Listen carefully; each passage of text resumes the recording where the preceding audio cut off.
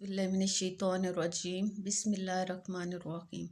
अज़ीज़ तलबा अस्सलाम वालेकुम। उम्मीद है आप सब लोग खैरियत से होंगे। अल्लाह पाक आपको ज़िंदगी के हर मैदान में कामयाब करे और आपको अपने घरों में खुश और आबाद रखे, आमीन। पिछली वीडियो में हमने आप लोगों की जो नज़्म आज़ादी है, जिसका शायर एहसान दानिश है, जो नेशनल बुक फाउंडेशन वालों की नई 11वीं जमात की किताब है, उसके हमने 4 अशार की तशरीह की थी। टोटल इसके जो हैं 11 अशार हैं।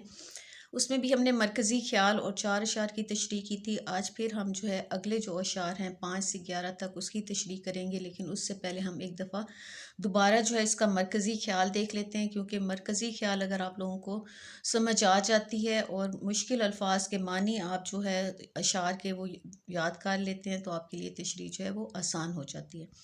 तो इस नज़्म में जो है एहसान दानिश वतन के लोगों को हकीकी आज़ादी का एहसास दिलाते हैं कि अंग्रेज़ हुकूमत और हिंदू अक्सरियत से तो आज़ादी हासिल कर ली, लेकिन अब हमें जो है अपने हुक्मरान तबके, उमरा, सियासतदानों और तरक्की याफ्ता हम ममालिक के ग़ुलाम हैं। अंग्रेज़ों की ज़हनी ग़ुलामी से निजात और अपने बुनियादी हकूक़ का असूल ही हमारी असल आज़ादी है, जिसके लिए अभी हमें नबर्द आज़मा होना है। एहसान दानिश ने मुसलमान कौम के अंदर एहसास पैदा करने की कोशिश की है। तो ये इसका मरकज़ी ख्याल था। अब हम जो है शेर नंबर 5 की तशरीह देखते हैं। ग़ुलामी के धुएँ उड़ने लगे, बहरूपिये कांपे, फ़ज़ाओं में जो गूंजा नाले शबे गीरे आज़ादी। धुएँ उड़ना, तबाह होना, बर्बाद होना। बहरूपिये धोखेबाज या फरेबी। नाले शबे गीर यानी रात के वक्त की आहू फ़गां या आवाज़ का उठना या रात को रोना धोना। तो इसके ये मुश्किल अल्फाज के मानी थे। इस नज़्म में जो है शायर एहसान दानिश ने एक मर्द आज़ाद की तरह जो है नारा बुलंद किया है और हकीकी आज़ादी के हक़ में बात की है। शायर ने आज़ादी के धोखे को रद्द किया और इजहार अमल की सच्ची आज़ादी की हमायत करते हुए मुसलमान कौम के अंदर एहसास पैदा करने की कोशिश की है। इस शेर में शायर कहता है कि शब ज़ुल्मत में जब लोगों ने आज़ादी का नारा बुलंद किया तो ग़ुलामी की ज़ंजीरें टूटने लगीं और ज़ालिम व जाबिर हुक्मरान खौफ से कांपने लगे। शायर ने धुएँ उड़ने का मुहावरा इस्तेमाल करके लोगों के जज्बात व एहसासात को बताया है और हुक्मरानों के लिए बहरूपिये का लफ्ज़ इस्तेमाल करके उनकी मुनाफ़क़त, दोगलेपन और मुकारी को लोगों के सामने अयां किया है। शायद कहता है कि ये हुक्मरान जो खुद को अवाम का खैरख्वाह, हमदर्द और भला चाहने वाला कहते हैं, ये दरअसल मक्कार, फरेबी और धोखेबाज हैं। ये हमदर्दी और खैरख्वाही का लबादा ओढ़कर अवाम की खून पसीने की मेहनत के सम्राट को खुद समेट लेते हैं और अवाम को जुल्मत और पस्ती के गड्ढे में फेंक देते हैं। शायर कहता है कि जब लोग ग़ुलामी के अंधेरों को कबूल करने से इनकार कर देते हैं और सिर्फ आज़ादी का नारा ही बुलंद करते हैं, तो ईवानों में लर्ज़ा तारी हो जाता है और हुक्मरान अवाम के खौफ से कांपने लगते हैं। अगर सिर्फ नारे आज़ादी से हुक्मरानों का ये हाल है, तो जब ये मज़लूम और सितमज़दा अवाम अपनी भरपूर ताकत का मुज़ाहरा करेंगे और अपनी सब महरूमियों का हिसाब लेने के लिए निकलेंगे तो क्या होगा? यकीनन उन्हें अवाम को आज़ादी देनी पड़ेगी। कानून और इंसाफ की बालादस्ती होगी और कानून की हुक्मरानी होगी। ग़ुलामी की ज़ंजीरें टूट जाएंगी और अवाम को हकीकी आज़ादी नसीब होगी। बकौल फैज़ अहमद फैज़। जज़ा सज़ा सब यहीं पे होगी, यहीं अज़ाब व सवाब होगा, यहीं से उठेगा शोर महशर, यहीं पे रोज़े हिसाब होगा। तो ये जो था शेर नंबर 5 की तशरीह थी। अब हम देखते हैं शेर नंबर 6। शेर नंबर 6 है, जो कहना था उसे सब कह गया कुरान के पर्दे में, ज़माना हश्र तक करता रहे तफसीर आज़ादी। पर्दा, नकाब, राज, हश्र, क़यामत या रोज़े हिसाब, तफसीर तशरीह या तफसील। इस शेर में शायर कहता है कि अल्लाह ताला को जो कुछ कहना था वो कुरान के पर्दे में सब बात कह दी। इंसान आज़ाद है, ज़ात पात के नस्ल व रंग की जंजीरों से, और तमाम इंसान बराबर हैं। किसी अरबी को अजमी पर और किसी अजमी को किसी अरबी पर सवाए तकवा के कोई फ़ौक़ियत हासिल नहीं। कोई इंसान किसी को ग़ुलाम नहीं बना सकता और ज़माने हश्र तक आज़ादी की यही तकसीम करेगा। کیونکہ قرآن پاک روز قیامت تک ہدایت اور رہنمائی کا ذریعہ ہے۔ دراصل شاعر نے آزادی کی وضاحت اور تشریح جاننے کے لیے قرآن کے مطالعے کا درس دیا ہے کہ قرآن میں ہر چیز ہے۔ قرآن کا اصل اور بنیادی مفہوم یہی ہے کہ انسان کو انسان کی غلامی سے نجات دلائی جائے۔ قرآنی تعلیمات پر عمل کر کے انسان پرامن، خوشحال اور کامیاب زندگی گزار سکتا ہے۔ شاعر یہاں کسی قید خانے سے آزادی کی بات نہیں کر رہا، بلکہ وہ لاقانونیت، عدم مساوات، غربت اور جہالت سے آزادی کی بات کر رہا ہے۔ شاعر کے مطابق قیامت تک قرآن کا ترجمہ اور تشریح کی جاتی رہے گی، لیکن اس کا بنیادی نقطہ یہی رہے گا کہ انسان آزادی اور خوشحالی سے زندگی گزارے اور اسے اللہ کے سوا کسی کے سامنے جھکنا نہ پڑے۔ بقول احمد ندیم قاسمی، ہر ایک فرد ہو تہذیب وطن کا اوج کمال، کوئی ملول نہ ہو، کوئی خستہ حال نہ ہو۔ یہ تھی شعر نمبر 6 کی تشریح۔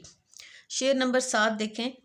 لہو برسا بہے آنسو لٹے راہ رو کٹے رشتے، ابھی تک نامکمل ہے مگر تعمیر آزادی۔ الفاظ کے معنی دیکھیں۔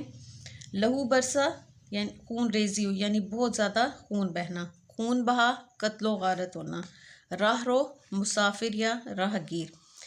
اس شعر میں شاعر کہتے ہیں کہ لوگوں نے آزادی کی خاطر جانیں قربانی کی، خون بہایا، شہیدوں کے غم میں آنسو بہائے ہیں، اپنا وطن چھوڑا، اور وطن چھوڑنے والے لوگ جو مسافر تھے وہ لٹ گئے، ان کے قافلوں کو لوٹ لیا گیا، ایک ہی خاندان کے لوگ ایک دوسرے سے جدا ہو گئے۔ لیکن افسوس سے کہنا پڑتا ہے کہ جس آزادی کی خاطر لوگوں نے اپنا سب کچھ لٹا دیا، اپنا سب کچھ قربان کر دیا، وہ ابھی تک نامکمل ہے اور اس کا دور دور تک کوئی پتہ نہیں۔ سب قربانیوں کے باوجود ہمیں آزادی کے وہ ثمرات نہ مل سکے جن کا خواب اقبال نے دیکھا تھا اور جو قائد اعظم کا نصب العین تھا۔ ہمارے بزرگوں نے بہت زیادہ قربانیاں دیں، ابھی تک آزادی کی تعمیر اسی وجہ سے مکمل نہیں ہے کہ ان کی جدوجہد کے بعد ہم نے آزادی کے لیے کچھ نہیں کیا۔ آزادی حاصل کرنا ایک مشکل ترین کام تھا، لیکن اب اس آزادی کو برقرار رکھنا اس سے بھی زیادہ مشکل ترین امر ہے۔ اس وجہ سے مکمل تعمیر ابھی اس وطن کی ہوئی نہیں ہے۔ جو قربانیاں ہمارے اسلاف نے دیں وہ قربانیاں تو رنگ لائیں، ہمیں آزادی تو ملی، لیکن اب ہماری جو جدوجہد ہے وہ صفر ہے۔ بقول شاعر، مسلط ہے سروں پر رات اب تک، وہی ہے صورتحال اب تک۔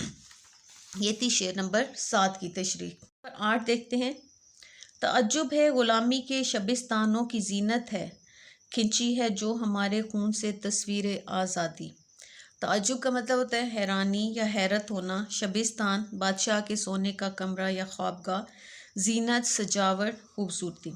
شاعر اس شعر میں حکمران طبقے پر حیران ہے کہ کتنے شرم اور افسوس کی بات ہے کہ بادشاہوں، نوابوں اور راجاؤں نے اپنی خوابگاہوں کی تزئین و آرائش تو آزادی کے لیے دی گئی ہماری قربانیوں کی تصاویر سے سجا کر رکھی ہے، مگر انہیں ہمارے دکھوں اور پریشانیوں کا بالکل احساس نہیں۔ آزادی کی یہ نعمت ہمارے خون کی بدولت ہی ممکن ہوئی ہے، مگر آزادی کے ثمرات سے ہم ابھی تک محروم ہیں۔ ہم ابھی تک ظلم کی چکی میں پس رہے ہیں۔ امن و امان کی صورتحال غیر یقینی ہے۔ شاعر حکمرانوں کی بے حسی اور چالاکی کا پردہ فاش کر رہا ہے کہ انہوں نے ہمارے آباء و اجداد کی قربانیوں کی تصاویر اپنی خوابگاہوں میں اس لیے نہیں لگا رکھیں کہ انہیں ہمارے دکھ درد کا احساس ہے، بلکہ انہیں تو صرف اپنی خوابگاہ کی سجاوٹ سے مطلب ہے۔ انہیں اس بات سے کوئی غرض نہیں کہ عوام کس مشکل سے دوچار ہیں اور آزادی کے لیے کتنی قربانیاں دی گئی ہیں۔ حوالے شعر دیکھیں۔ ملی نہیں ہے ہمیں عرض پاک تحفے میں، جو لاکھوں دیپ بجھے تو یہ چراغ جلا۔ یہ شعر نمبر 8 کی تشریح تھی۔ شعر نمبر 9 دیکھتے ہیں۔ غلام ابن غلام اپنی وراثت کیوں سمجھتے ہیں، ہوئی ہے جب ہمارے نام پر تعمیر آزادی۔ مشکل الفاظ کے دیکھیں۔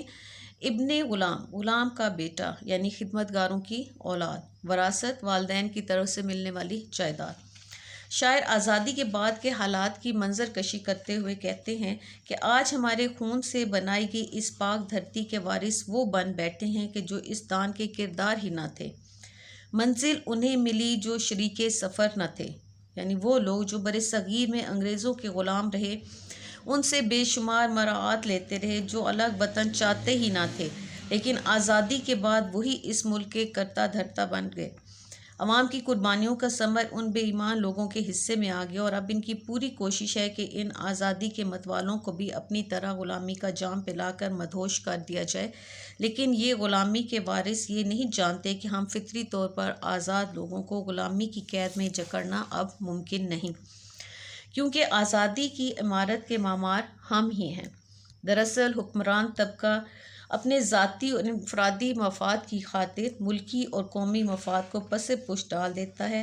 ذاتی جائیدادیں بنانے اور اپنے مقاصد حاصل کرنے کے لیے غیر ملکی اقوام سے ایسے معاہدے کیے جاتے ہیں جو سراسر قوم و ملک کے منافی ہوتے ہیں، لیکن معصوم عوام اس ظلم کی چکی میں پستی چلی جاتی ہے۔ بقول شاعر: شمار اس کی سخاوت کا کیا کریں کہ وہ شخص چراغ بانٹتا پھرتا ہے چھین کر آنکھیں۔ یہ شعر نمبر 9 کی تشریح تھی۔ شعر نمبر 10 دیکھتے ہیں۔ رہے گا دین فطرت پھیل کر اقصائے عالم پر، نہیں ہے یہ خط سرحد خط تقدیر آزادی۔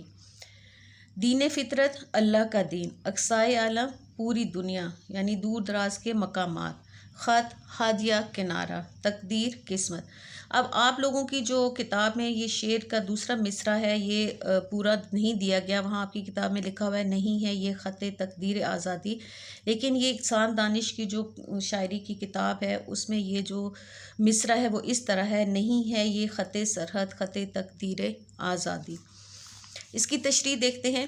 انسان بنیادی طور پر آزاد پیدا ہوتا ہے۔ اسلامی نظام میں ہر انسان کو بولنے، لکھنے، پڑھنے، حتیٰ کہ عقیدے اور مذہب کی آزادی حاصل ہوتی ہے۔ شاعر اس شعر میں بڑے خوبصورت انداز میں امید افزا پیغام دے رہے ہیں کہ اسلام دین فطرت یعنی اللہ خالق کائنات کا دین ہے جو اس کا خود محافظ ہے، اور اسی کے کرم سے یہ ساری دنیا میں پھیل کر اسے روشنی اور امن کا گہوارہ بنا دے گا، کیونکہ انسانی فطرت کے عین مطابق ہے۔ انسان کا دل و دماغ خود بخود اسلام کے زرعی اصولوں کی جانب کھنچتا چلا جاتا ہے، اور اللہ تعالیٰ جو ہے وہ تمام شیطانی قوتوں کو مٹا دے گا جو بھی اس دین کی آبیاری اور نشو و نما میں رکاوٹ بنے گا، کیونکہ اسلام کسی ایک خطے زمین کے لیے مخصوص نہیں ہے، یہ تمام دنیا کے انسانوں کے لیے ہے۔ نبی کریم صلی اللہ علیہ وآلہ وسلم اور صحابہ کرام کے بعد یہ سب مسلمانوں پر ذمہ داری عائد ہوتی ہے کہ دین کا پیغام تمام دنیا کے انسانوں تک پہنچائیں اور انہیں راہ ہدایت کی طرف لائیں۔ بقول شاعر: میری زندگی کا مقصد میرے دین کی سرفرازی، میں اسی لیے مسلمان، میں اسی لیے نمازی۔ یہ تھی شعر نمبر 10 کی تشریح۔ اب جو اس شعر نظم کا آخری شعر ہے، شعر نمبر 11، وہ دیکھتے ہیں۔ تڑپ کر بزم میں چلے آئے ہیں پروانے، اندھیروں سے مگر پھوٹی نہیں تنویر آزادی۔ تڑپ کر بےتاب ہو کر، بزم محفل، پروانے پتنگے یعنی جو پر والے کیڑے ہوتے ہیں، پھوٹی ظاہر ہوئی، تنویر روشنی یا کرن۔ نظم کے اس شعر میں شاعر کہتا ہے کہ آزادی چاہنے والے نہایت بے قرار اور بے چین ہیں۔ شاعر ان کو پتنگوں سے تشبیہ دیتا ہے، جس طرح پروانے روشنی یا شمع پر اپنی جان قربان کر دیتے ہیں، اسی طرح یہ دیوانے بھی اپنی جان قربان کرنے کے لیے تڑپ رہے ہیں، اور آج یہ پروانے دنیا کی محفل میں سامنے آ چکے ہیں تاکہ آزادی کی خاطر اپنی جانوں کا نذرانہ پیش کر سکیں، لیکن چونکہ مخالفین زیادہ اور طاقتور ہیں اسی لیے ابھی تک آزادی کی شمع روشن نہ ہو سکی۔ آزادی حاصل کرنے والوں کی قربانیاں بے شک تعریف کے قابل ہیں، لیکن ظالمانہ نظام ابھی تک رائج ہے اور اس کی جڑیں اس قدر مضبوط ہیں کہ اس کو اکھاڑنا شاید اتنا آسان نہیں۔ یہی وجہ ہے کہ غلامی کا اندھیرا بدستور موجود ہے۔ آزادی کے پروانے یعنی آزادی کے لیے جدوجہد کرنے والے غلامی کے سیاہ اندھیروں سے نکل کر آزادی کی روشنی کی محفل میں آ تو گئے ہیں، لیکن کاش کہ ہمیں صحیح معنوں میں آزادی کی روشنی نصیب ہو سکے۔ حوالے شعر دیکھیں۔ نہ ہوگا رائے گاں خون شہیدان وطن ہرگز، یہی سرخی بنے گی ایک دن عنوان آزادی۔ تھی آپ لوگوں کی نظم آزادی کے شعر نمبر 5 سے شعر نمبر 11۔ اب ہماری یہ جو نظم کی تشریح مکمل ہو گئی ہے، امید ہے آپ لوگوں کو سمجھ آ گئی ہوگی۔